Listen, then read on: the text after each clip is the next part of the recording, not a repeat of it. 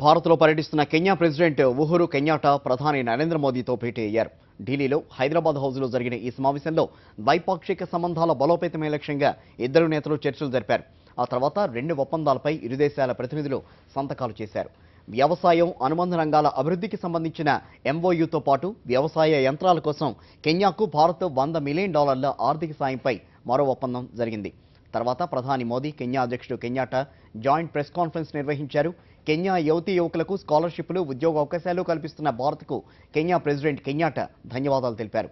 Bharat Kenya మధ్య అనుబంధం ఎన్నో ఏళ్ల నాటిదని, అది మరింత బలపడాలని ప్రధాని మోదీ అన్నారు. The close association between our two countries is, of course, much older. India and Kenya fought together against colonialism.